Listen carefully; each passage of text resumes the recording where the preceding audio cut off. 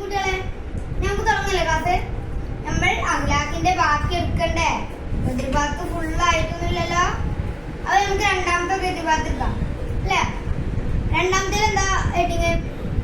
താഴെ കൊടുത്ത വൃത്തിയുടെ പാദസൂര്യൻ തയ്യാറാക്കാം, പൂരിപ്പിക്കാം, പൂർത്തിയാക്കാം. ഫുള്ളാക്കണ്ടേ നമുക്ക്?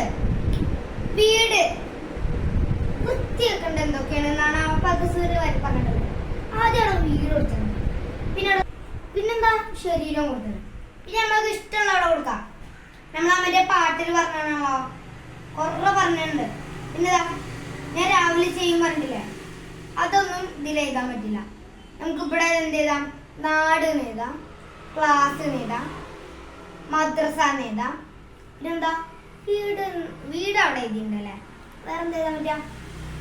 അറിയൂ, വസ്ത്രം എഴുതാ. ഓക്കെ, അപ്പൊ നമുക്ക് അടുത്ത പ്രവർത്തനത്തിലേക്ക് കടക്കാം. മൂന്നാമത്തെ പ്രവർത്തനം ഉത്തരം കണ്ടെത്താമെന്നാണ്. ഒന്നാം ചോദ്യം എന്താണ്? അള്ളാഹു ആരെ ഇഷ്ടപ്പെടുക എന്നാണ് അല്ലെ? അള്ളാഹു ഇഷ്ടപ്പെടുന്നത് ആരാണ്?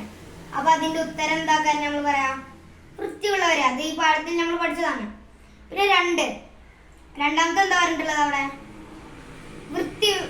വൃത്തി വേണം എവിടെയെല്ലാം വേണം.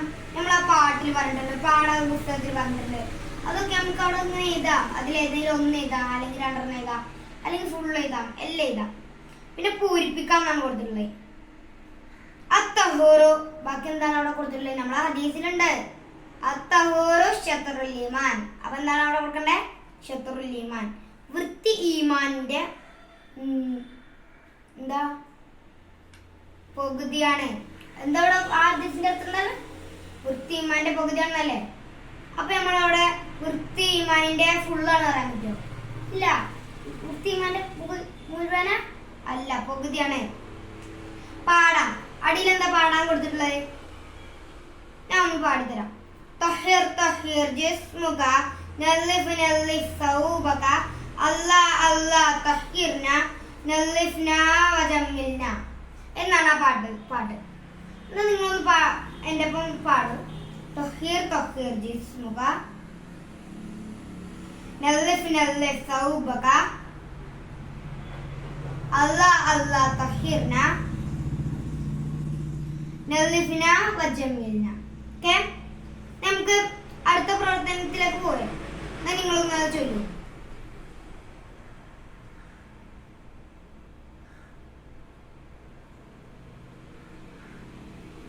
ഓക്കെ, അപ്പൊ എല്ലാവരും ചൊല്ലില്ലേ? ആറാമത്തെ എന്താണ്? കണ്ടെത്തി ഉസ്താദിനോട് പറയാം. അപ്പൊ ഇത് പറയുമ്പല്ലേ എന്താണ്?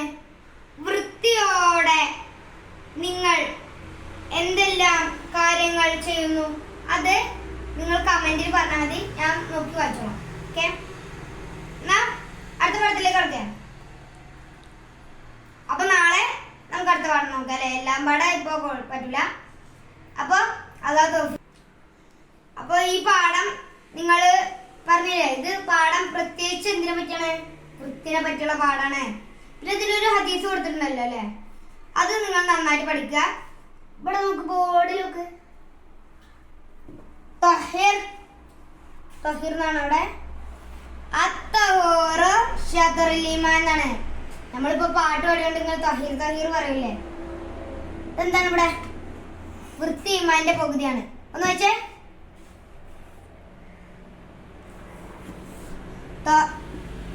അത്തഹൂറു ശത്റുൽ ഈമാൻ, വൃത്തി ഈമാന്റെ പകുതിയാണ്. അപ്പൊ അത് പഠിച്ചിട്ട് വരാം. അസ്സലാമു അലൈക്കും.